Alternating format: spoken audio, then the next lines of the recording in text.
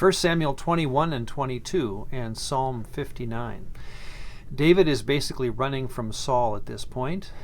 He comes to the little city of Nob, just north of Jerusalem, where he meets the priest Ahimelech.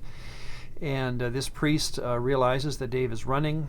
He really sides with David, gives him some food, some holy food that he allows him to have, and also a sword, happens to be the sword of Goliath that David needs just to defend himself, apparently.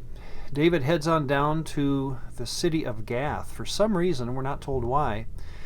Maybe David felt safe in Philistine territory from Saul.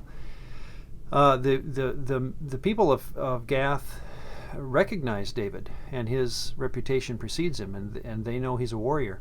So they're fearful of him, and they report him to the king of Gath.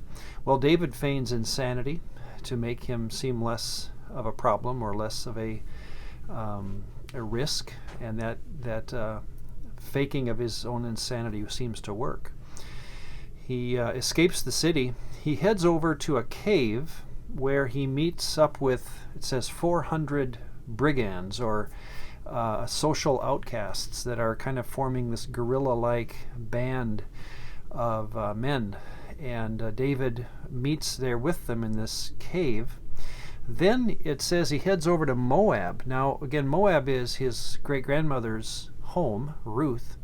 He leaves his parents there for safekeeping and his family. Apparently they are also running the risk of Saul's vengeance. Then he heads back and he goes to a forested area where we're not sure where this cave is. We're not sure where Mizpah of Moab, we're not sure where that is. And then he stops at a forested area in southern Judah. And again, we don't know where it is.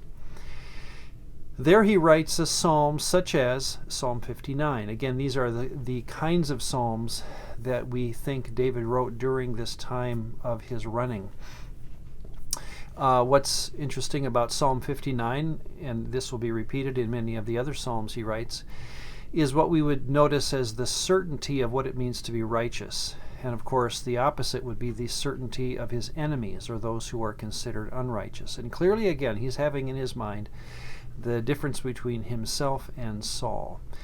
At the end of Psalm 59, he extols Yahweh for being a God of mercy. And you've heard possibly of that famous word, chesed, that describes a committed love. And we'll talk about that word farther along as we go. But that's the celebration again. Even in this time of running, he knows that his God will keep him safe. He really trusts that. Well, the story ends in again, talk about a certainty of how to define righteous and wicked. We have kind of the nail in the coffin of Saul's being depicted as a wicked man, a non-Yahwist, when he hears about David, and he seems to know where he is. Saul suspects insurrection on the part of Ahimelech. So he brings Ahimelech up here, up to Gibeah, where he's staying. He accuses him and even the entire city of Nob of conspiring with David to overthrow his kingdom. So he wants to kill Ahimelech. He asks those standing by him in his court to do so, but again, he is a priest of Yahweh.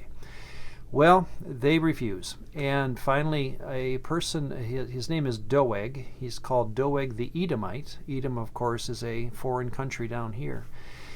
Doeg, who had been at that meeting between Ahimelech and David, he reported, yes, I saw David there with Ahimelech, and that was enough for Saul to lose his senses. And so Doeg actually is the man then who kills Ahimelech and 85 priests of Yahweh. And the text is very clear that these are priests of Yahweh.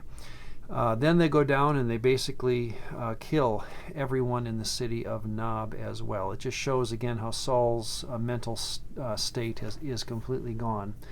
But more than anything, and again, as we've talked about this question, is Saul a Yahwist? I think there's no clearer evidence that Saul is not a Yahwist, that he would put to death 85 priests of Yahweh. There is no way. I mean, of all of David's sins and even atrocities that he will perform in his life, nothing comes close to this, where he will take a stand against Yahweh to the point of even killing 85 priests.